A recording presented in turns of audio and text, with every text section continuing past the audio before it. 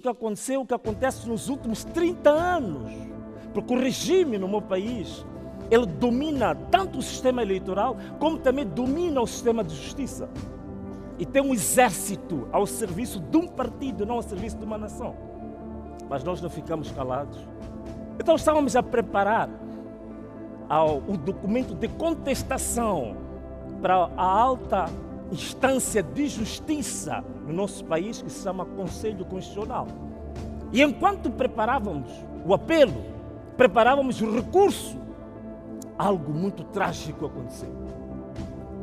Eu estava em casa, sentado à mesa, olhando para o telefone, vendo algumas mensagens e dando algumas instruções aos meus colaboradores do meu projeto político. De repente, ouvi tiros fortes, como se houvesse uma luta de gangues.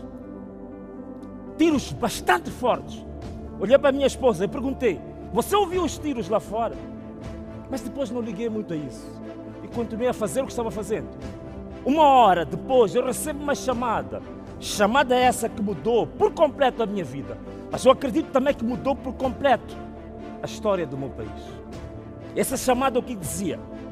Dizia que o meu advogado pessoal, que era também o meu mandatário nacional, juntamente com o porta-voz do partido que sustentava a minha candidatura, tinham sido emboscados no carro, com 25 balas caíram sobre eles. E morreram na hora, imediatamente. Para mim foi um choque. E veio à minha memória momentos em que eu lembro-me do meu irmão que morreu num acidente. Mas este caso não era acidente. Este caso era um caso político e todos sabiam. Então decidi, naquele dia, convocar para 2 dias seguintes uma greve nacional, uma manifestação nacional.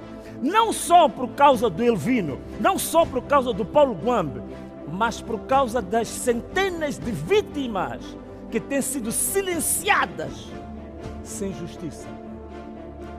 E no dia que isso devia acontecer, no dia 21 de outubro, o dia da manifestação nacional, da greve nacional, eles fizeram algo que vai ficar na memória de todos os moçambicanos.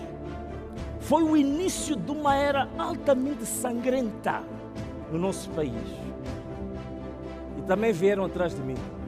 Sofri nesse dia o meu 4º atentado contra a minha vida. Eu estava a dar entrevistas a jornalistas nacionais e internacionais. Dispararam tanto para mim como para os jornalistas internacionais. E pusemos-nos todos em fuga. Nesse dia eu tive que abandonar o país e fui ao exílio durante 3 meses. Mas o povo levantou-se, o povo foi para as ruas, o povo manifestou-se. E eles usaram uma brutalidade jamais vista contra esse povo desarmado e pacífico. Depois de 5 meses,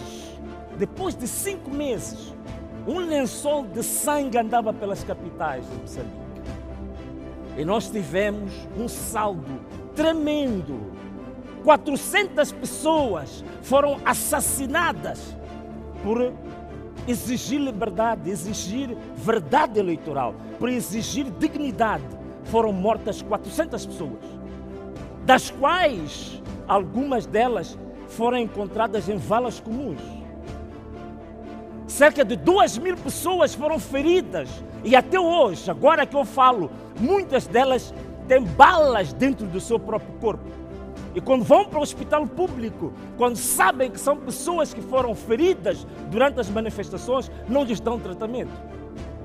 Temos cerca de 4.000 pessoas que hoje estão detidas nas cadeias como verdadeiros prisioneiros políticos. A minha mandatária financeira, uma senhora meiga, com uma carreira brilhante no banco, sem nenhuma mácula, uma senhora de idade, já doente, ela também foi detida, Glória Nobre. Está nas cadeias agora também.